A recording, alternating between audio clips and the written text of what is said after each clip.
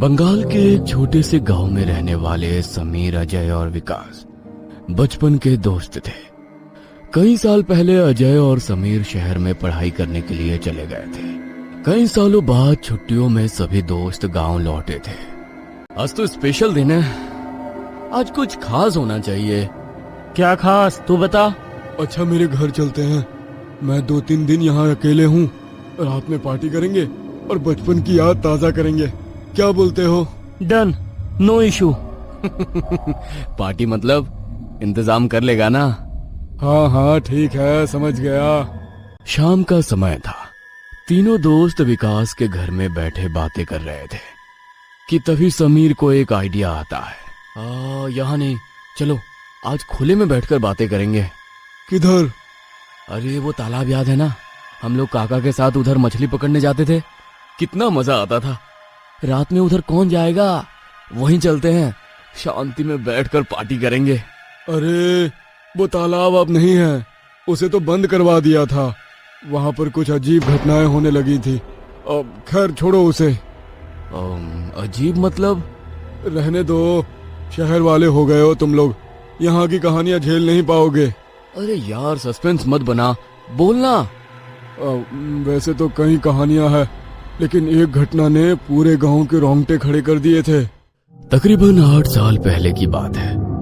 अर्जुन काका की शादी हुई थी। काकी सुलक्षणा की खूबसूरती के पूरे गांव में चर्चे हो रहे थे।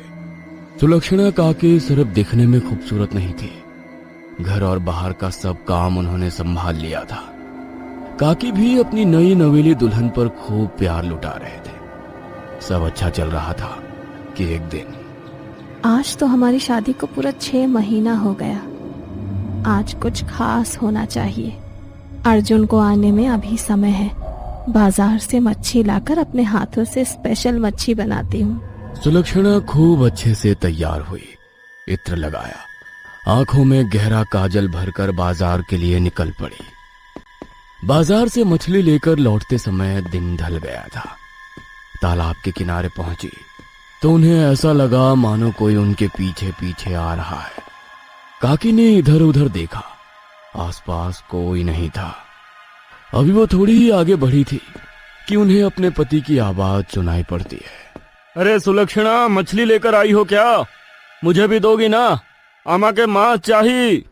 काकी को आवाज पहचान में आ गई थी।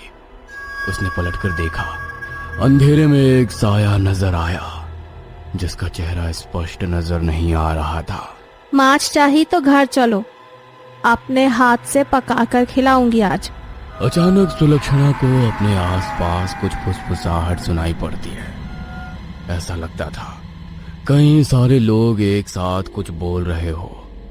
वो आवाजें सुनकर सुलक्षणा को थोड़ा अजीब लगा, लेकिन पति की आवाज सुनने के बाद उनके मन का डर दूर हो गया था।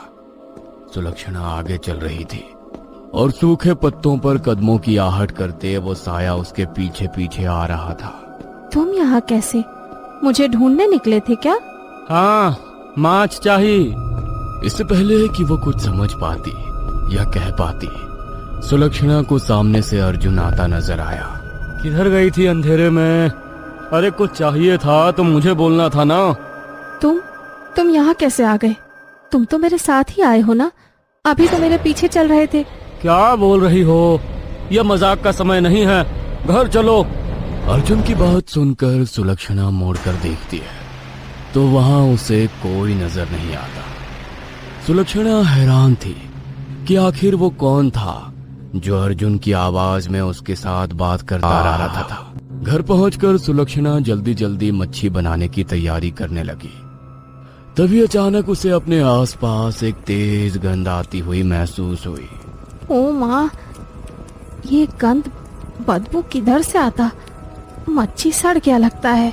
गंदी बदबू से सुलक्षणा से एक पल भी रसोई में रुकना कठिन हो रहा था। वह मछली का थैला खोलकर देखती है तो अंदर उसे खून से लथपथ अधखाई मछली नजर आती है। ये कैसे हो सकता है? मैं तो बाजार से देखकर मछली लाई थी। ऐसा लगता है किसी ने इसे कच्चा चबा डाला हो। ये हो क्या रहा है? सुलक्षणा ने देखा कि उस खून से सनी मछली से बहुत बुरी बदबू आ रही है। इसलिए वो उसे उठाकर घर से दूर फेंक देती है। जैसे ही वो वापस रसोई में आती है, उसे रसोई के फर्श पर गीली मिट्टी से बने पैरों के निशान दिखाई देते हैं। ये कैसे निशान है? कौन गंदा पाँव लेकर यहाँ आया? हाँ? सुलक्षणा ने देखा बची हुई बाकी की मछलियां भी रसोई में बिखरी हुई थी। ये अर्जुन ही मजाक कर रहा है, अभी बताती हूँ उसको। अचानक ही सुलक्षणा की रसोई की खिड़की तेज आवाज के साथ खुल जाती है और एक ठंडा हवा का झोंका उसे छूकर निकल जाता है। वो खिड़की से बाहर देखती है तो उसे महसूस होता है कोई काला साया खिड़की से बाहर खड़ा रसोई के अंदर देख रहा है। सुलक्षणा थोड़ी घबरा गई थी। जैसे ही वो खिड़की के नजदीक जाकर देखने की कोशिश करती है, उसके कानों में एक डरावनी आवाज गूंज उठती है। तूने कहा था मुझे मछली खिलाएगी, मच्छी दे।